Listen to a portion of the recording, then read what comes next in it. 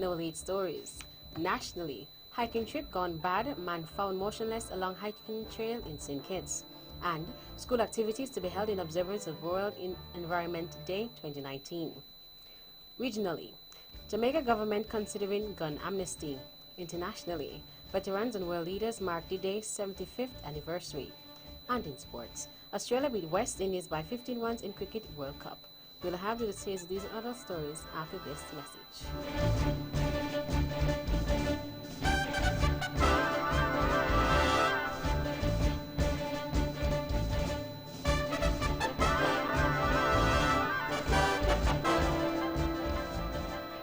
Another look. Different from how you've seen it before. Another look. Takes an in-depth look into business, politics, science, technology, religion, and more. Another look. Featuring documentaries from the BBC, regional features, and local ones too. Another look. Every Monday at 3 p.m. on the Eastern Caribbean's powerhouse, Vaughan.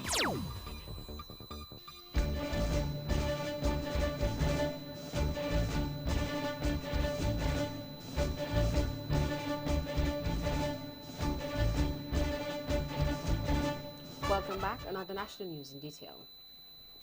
A search for two persons who were reported lost in the Whitegate area in St. Kitts was conducted by the police along with fire rescue services and the defense force on Tuesday, June 4th.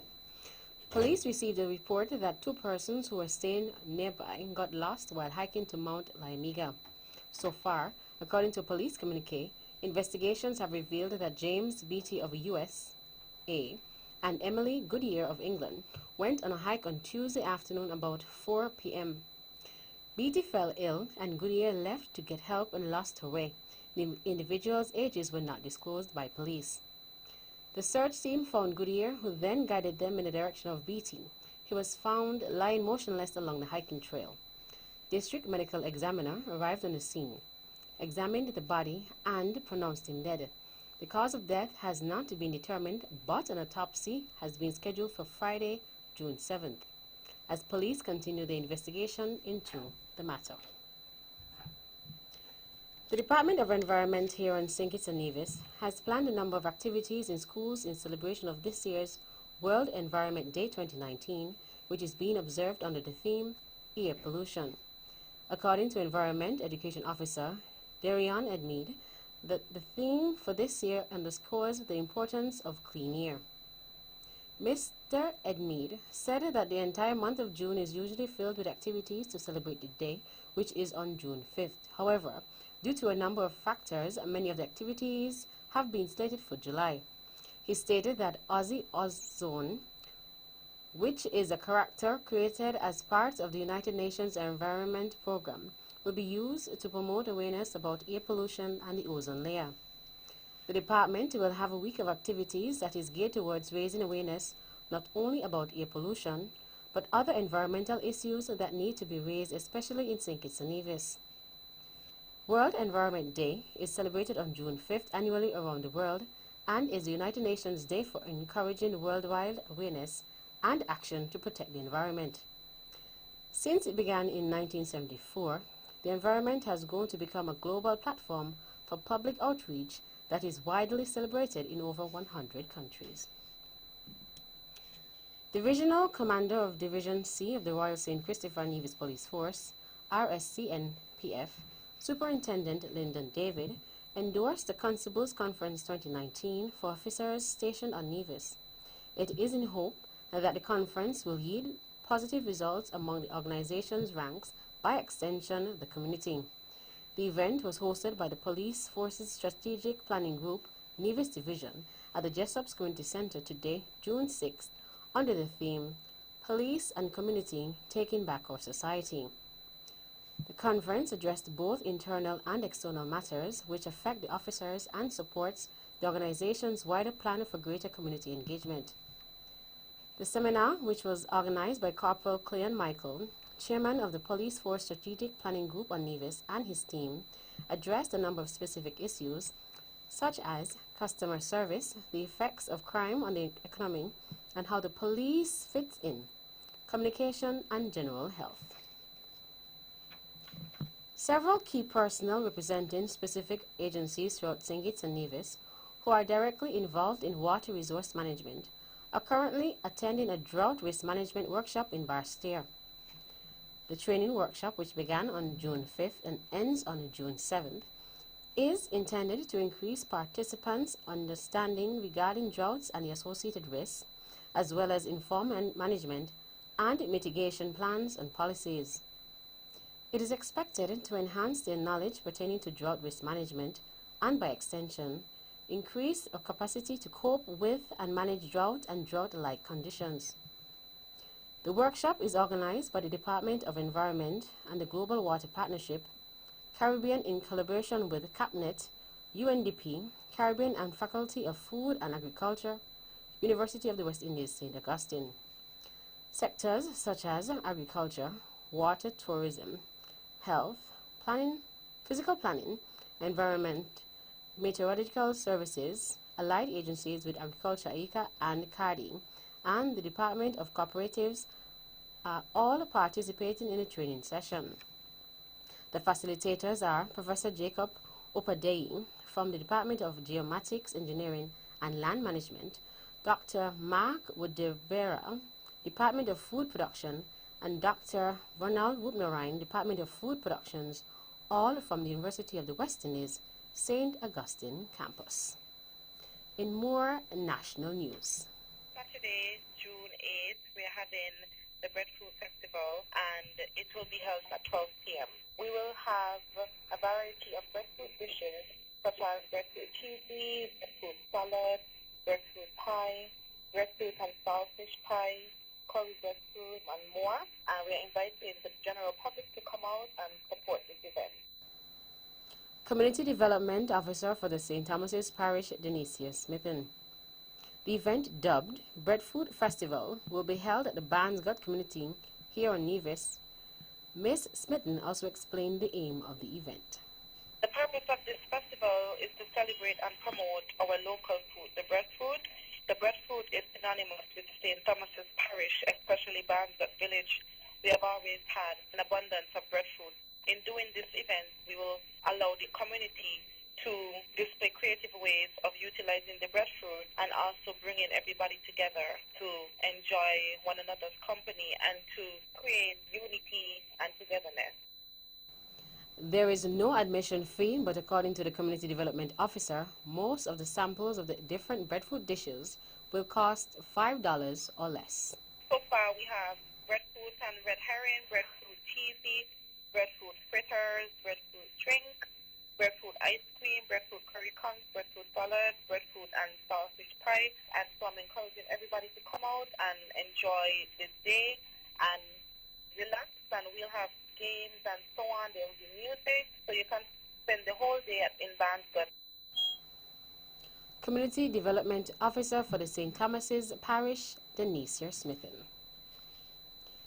The St. Kitts District of the Wesleyan Holiness Church, in collaboration with the Ministries of Health in St. Kitts and Nevis, will be hosting Wesleyan Sneaker Day on Friday, June 7th. Reverend at the Newcastle Wesleyan Holiness Church is Mr. Ron Daniel. The Sneaker Day is really a joint effort, and the idea of the Sneaker Day is to get people on Friday to wear sneakers. The idea is to keep moving, keep fit, etc., etc. That's very simple. The Friday, everyone wear their sneakers to work because we want people to get active and stay active.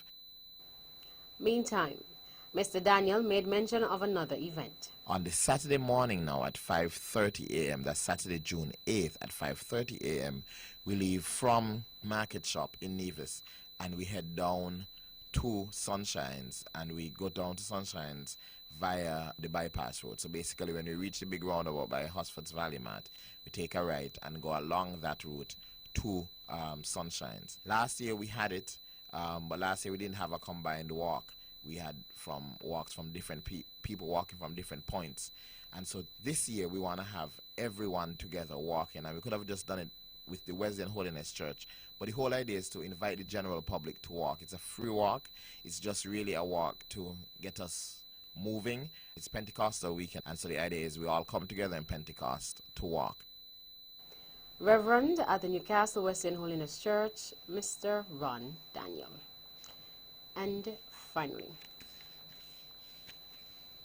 Prime Minister Dr. Honorable Timothy Harris has extended his heartfelt condolences and those of the government and people of St. Kitts and Nevis to the family and loved ones of dentist and orthodontist Dr. Keith Blake. Mr. Blake passed away on Tuesday, May 28, 2019, at the age of 89 years at Sunnybrook Hospital in Toronto, Canada. Dr. Harris was quoted as saying, "Keith and Judith had a profound connection and love story that many only dream about. I will always remember my visits with them fondly." Dr. Blake's funeral service was held on Saturday, June 1st in Toronto, Canada at 1 p.m. In his early life, he completed undergraduate studies at Mount Allison University and graduate studies at Dalhousie University, both of which are in Canada. That's the national news segment.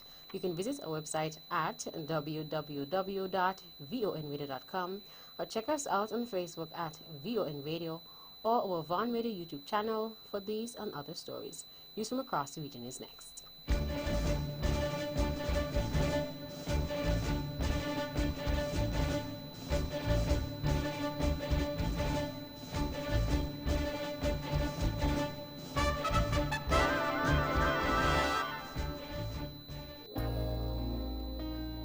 Ladies and gentlemen, this here's another one for the steppers. Swipe to win big in 2019.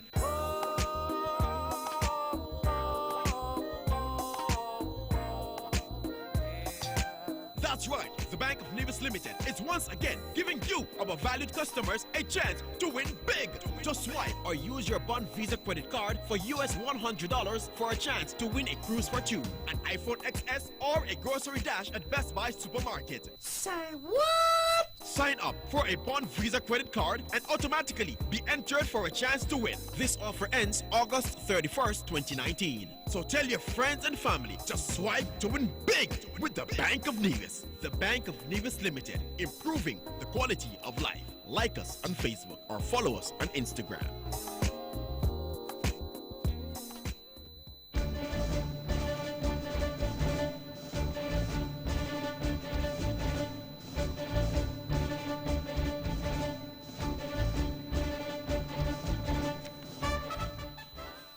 Welcome back. Another regional news in detail. Prime Minister Andrew Holness says the government is giving consideration to implementing a gun amnesty as part of measures to curb gun-related crimes in the country.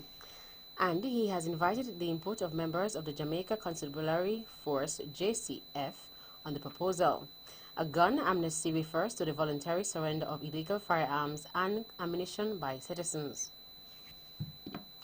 The Prime Minister said the police must find ways to encourage citizens to disclose the location of illegal weapons, but also noted that people must feel safe when confiding such sensitive information.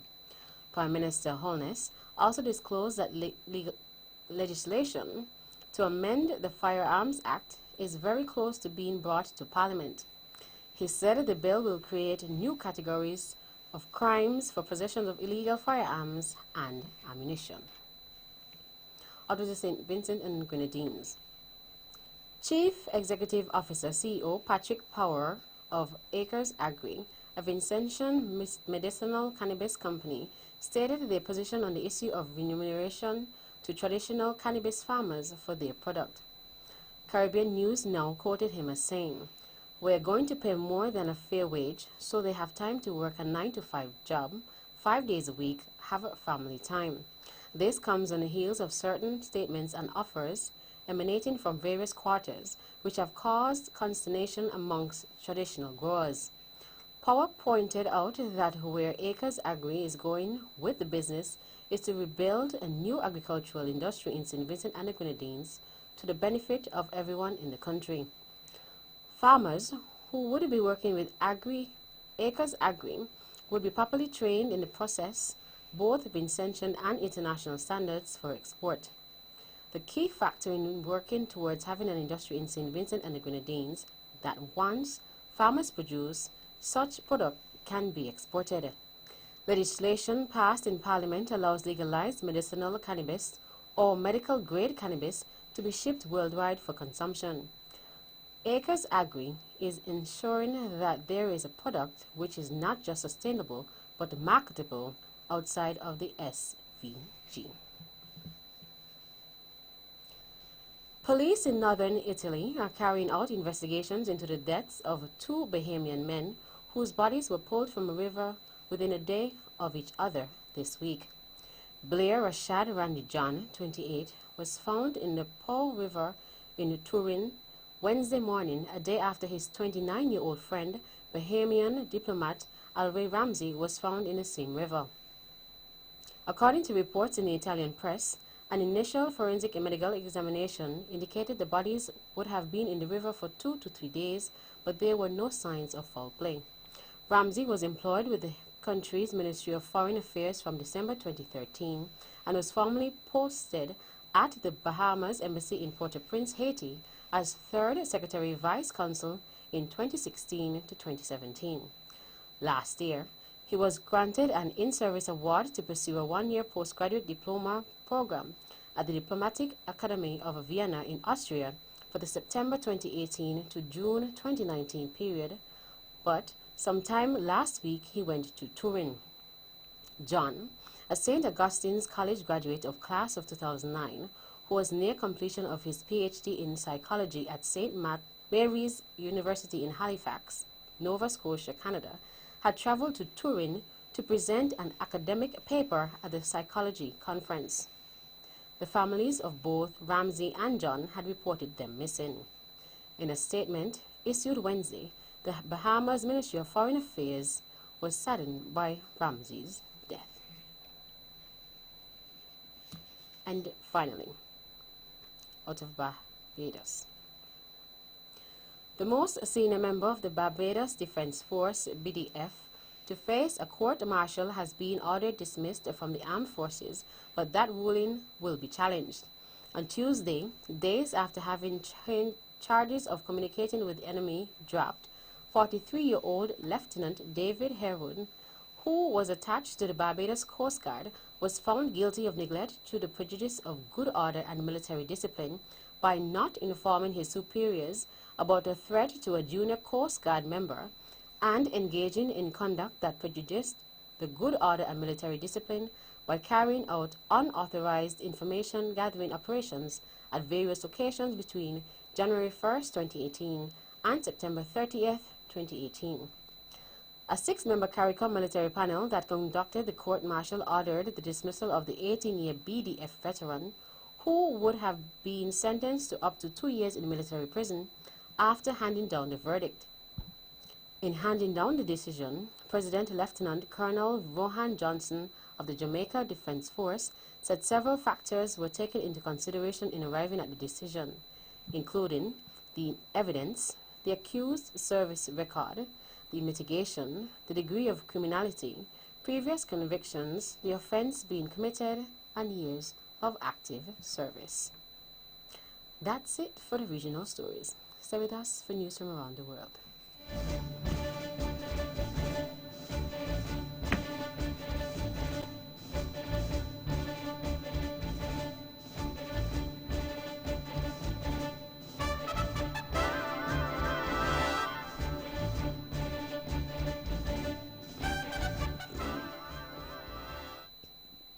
Welcome back, and now the international news in detail. The only words we can say to veterans are thank you. Theresa May has told a ceremony to mark the 75th anniversary of the Normandy invasion. Her words were echoed by French President Emmanuel Macron, who told D-Day veterans gathered in northern France that we owe them our freedom. Donald Trump later told U.S. veterans they were the pride of the nation. Canada's Prime Minister Justin Trudeau said the D-Day landing 75 years ago today were a gamble the world had never seen before. He praised the bravery of the soldiers. On the battlefields of Normandy, Francophones, Anglophones, Indigenous peoples, New Canadians came together as one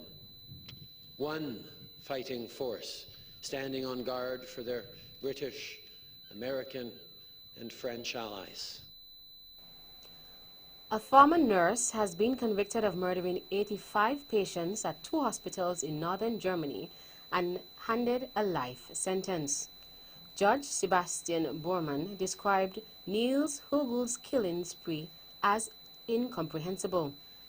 Hugo, who is already serving life for 2 murders, administered lethal doses of heart medication to people in his care between 1999 and 2005.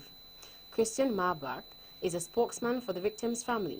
He said the hospitals where Hugo's worked should be held accountable. I promised my family at the time that I would not only ensure that the killer goes to prison, but also those responsible.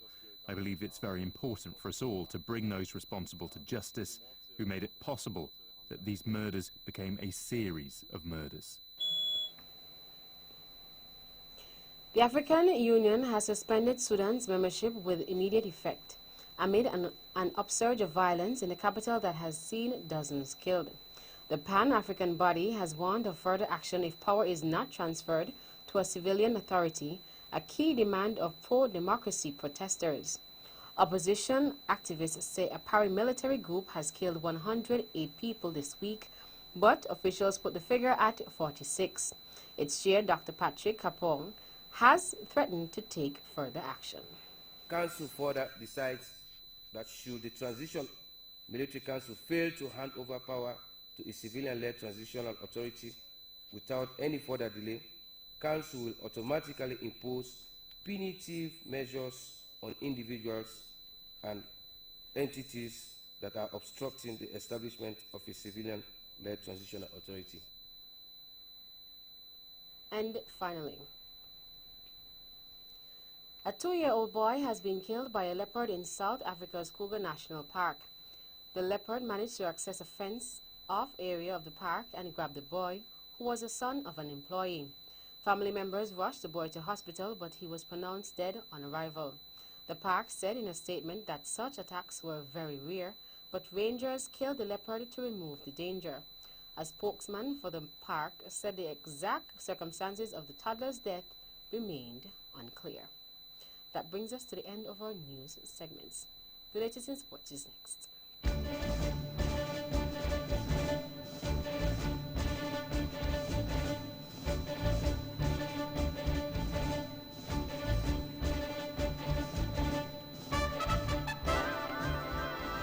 See you, John. Betty, how come you never tell me what's going on up at TDC? Well, I'm glad you asked because TDC Automotive has some awesome deals. Get the car a new spare tire for just $100 plus VAT. And they have selected tires for 30% off. And for the Jeep, if you buy a selected Goodyear tire, you can get a second one for just $99. Well, well. And not finished yet. They're offering up to 30% off selected Valvoline oils and universal car mats and a whopping 50% off Energix batteries. TDC Automotive not making no joke. I going up there now.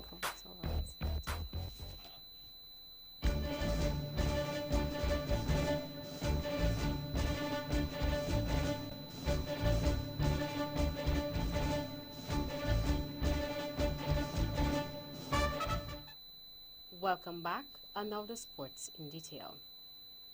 In cricket, Australia recovered from an awful start to beat West Indies by 15 runs in a wonderful World Cup encounter at Trent Bridge, England.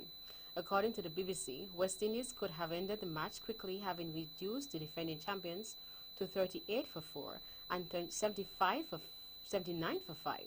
However, in the end, they lost. The scores were Australia 288 in 49 overs, Carlton Nile 92, Smith 73, C, Bathwaite 3 for 67. West Indies 273 for 9 in 50 overs, Hope 68, Holder 51, Stark 5 for 46. Australia won by 15 runs. Australia joins New Zealand on 2 wins from 2 matches and move on to play Pakistan on Wednesday. West Indies, with 1 win and 1 defeat, takes on South Africa on Monday. In basketball, Kawhi Leonard scored 30 points as the Toronto Raptors beat reigning champions, the Golden State Warriors, 123 to 109 to take a 2-1 lead in the NBA Finals. Stephen Curry's playoff career-high 47 points was not enough for the depleted Warriors, who were without the injured Kevin Durant and Klay Thompson. The Warriors are attempting to win for the 3rd season in a row, while the Raptors are in their first final ever. Game 4 of the best-of-7 series is on Saturday in Oakland. Two-time NBA Most Valuable Player Curry said the Warriors are missing 50 points with the absence of Thompson and Durant. In local sports. On Tuesday, June 4th, the Renaco Morton TDC Primary Schools Cricket Tournament continued and saw a match which featured the Joycelyn Library Primary School and Elizabeth Pemberton Primary School at the Hard Times playing field. The EPBS team won the toss and elected to field first. The JLPS team batted well in sports and got to the competitive 123 for 9 from their allotted 15 overs. In response, the EPPS team struggled from the onset and except for a blazing 36 not out from Jamal Brandy, they phased out at 74 in the 13th over. Summarized scores: JLPS 123 for 9 in 15 overs. Abdul Olanarian 25, Wajen Fifield 22, Tijari Liebird 18, Joseph Diaz 4 for 29, Jamal Brandy 3 for 30. EPPS 74 all out in 12.5 overs. Jamal Brandy 36 not out, Callan Ferdinand 3 for 19, Jose Pluck 2 for 11. JLPS winning by 49 runs. In football, FIFA has confirmed that the Confederation of African Football President Ahmad is being questioned by authorities in France. A statement from football's world governing body says it is in relation to allegations related to his mandate while president of CAF. It added that FIFA is unaware of the details surrounding this investigation and is therefore not in a position to make any comment on it specifically. It continued, FIFA is asking the French authorities for any information that might be relevant to investigations taking place within its ethics committee. And finally, in tennis. American teenager Amanda Anisimova reached the semi-finals of the French Open with a straight-set win over defending champion Simona Halep. Romanian third seed Halep, 27, lost 6-2, 6-4 to the unseeded 17-year-old. Anisimova had never won a match at Roland Garros before this year, but is yet to drop a set on the way to her first Grand Slam semi-final. The world number 51 will face Australian 8th seed Ashley Barty, who beat American Madison Keys 6-3, 7-5. Anisimova is the youngest player to reach a major semi-final since Nicole Vadisova at the 2007 Australian Open. That's it for sports. The local weather forecast is next.